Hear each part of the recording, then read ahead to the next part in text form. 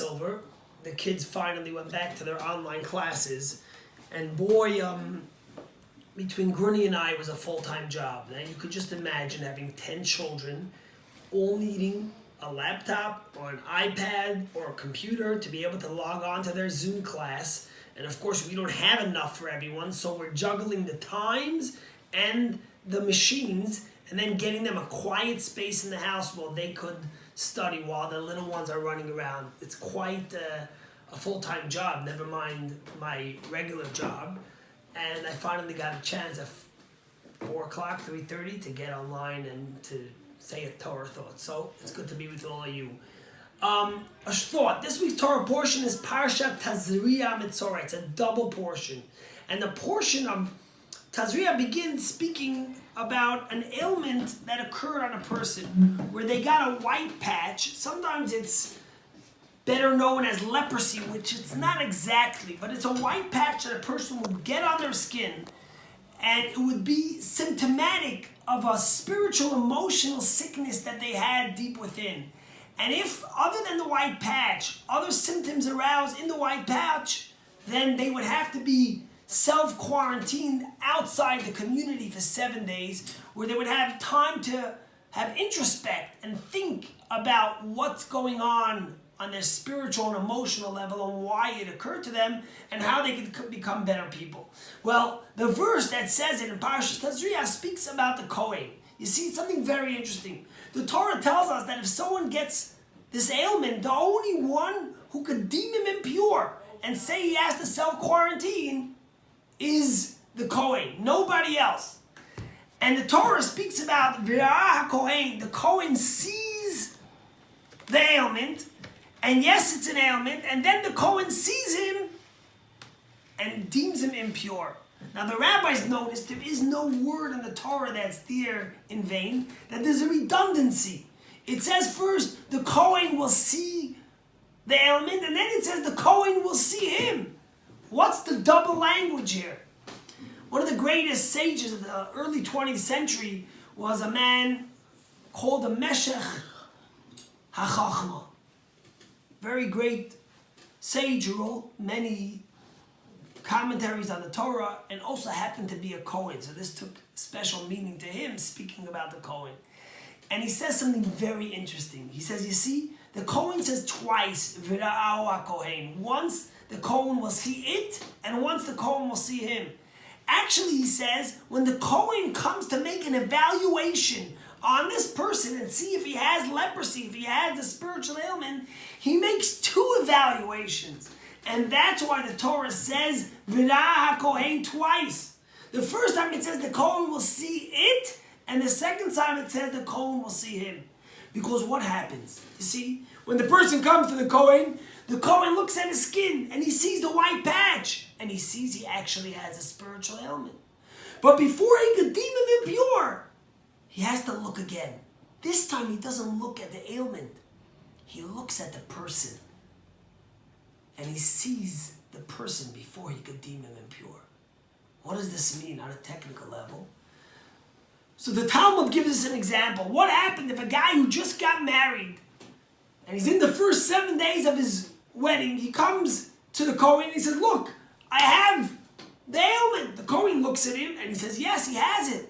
But then the Cohen looks again and he looks at the person. He says, how can I disturb his 7 days of celebration after his wedding? 1 second. I can't deem him impure. Or if it was the time of the holiday of Passover, what am I going to break his holiday over this ailment? If the guy's sick,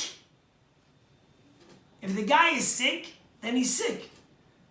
What's the difference if he just got married or if it's Passover? Got to get him cured. Why is the Torah? Are you telling the Cohen not to deem him impure? And the answer the Meshech HaChachma gives is like this. He says, you know what? The Torah, with these redundant words, is teaching us so important of a lesson. When you come to judge a person, before you're ready to judge him and deem him impure, you can't just look at the ailment. You got to see a full picture of this human being. And the same thing is in medicine. Think about it. When a doctor comes to heal someone, the doctor says, hey, there's two ways I can look at it. I see someone has a sickness and it's hurting him and he's in pain. And I want to heal him of this sickness. So I look for the most inexpensive, quickest remedy to get him better. But that only helps for that thing. But what happens if I want to look at a more holistic view of the person? I want to see something that's not just going to fix this moment, this sickness, but going to see this person and how his makeup is and how his health is in general. I might look for something long-term, something that's going to impact him and keep him healthy. It's not only by doctors this way. Imagine you have a student or a child who's disrespectful, who's rude,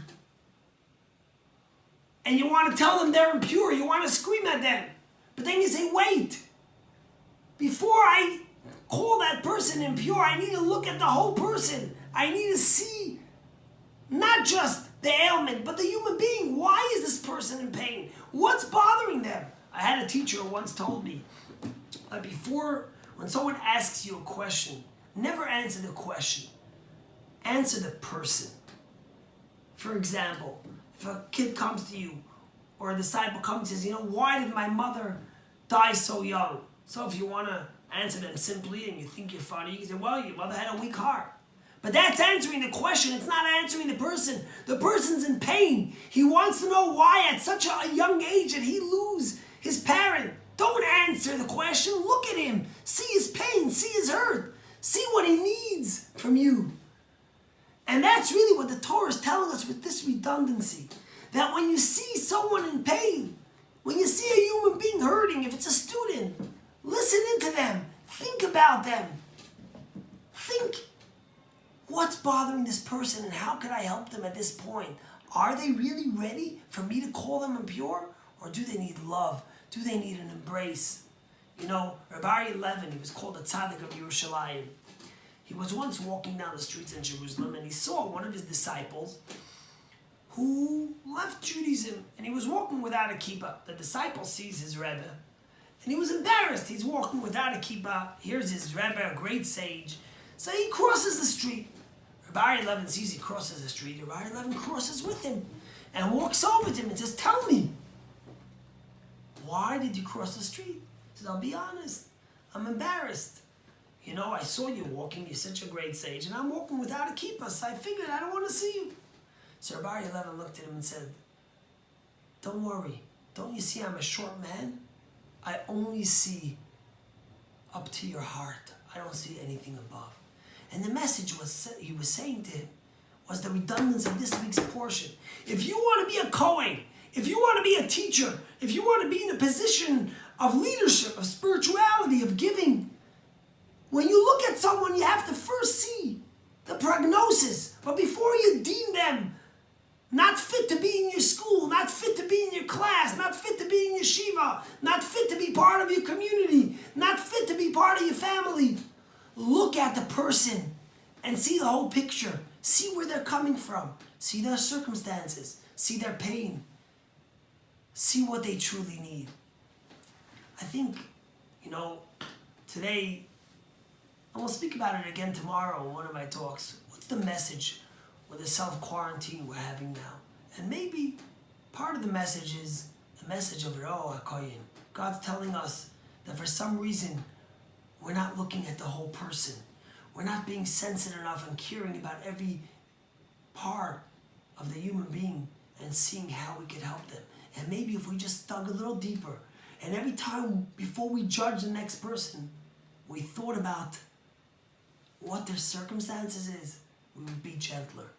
One of the most famous quotes in Ethics of Our Fathers is Veheve dan et kala adam lekaf schus, that you should judge every human being on the benefit of positive, of a good merit. That means when you see someone, always judge them on a positive note.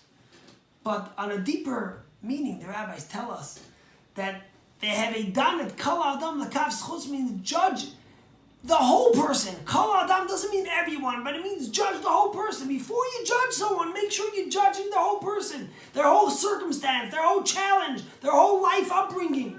And then you're ready to judge. And that's the message I want to leave you with today. Be like the Cohen. See twice. See the problem, but then see the person that's having the problem. And if you do that, you'll judge gentler, you'll be kinder, and you'll have a better relationship with your spouse, with your children, with your peers, with your students, with your teachers. Have a great day. See you tomorrow.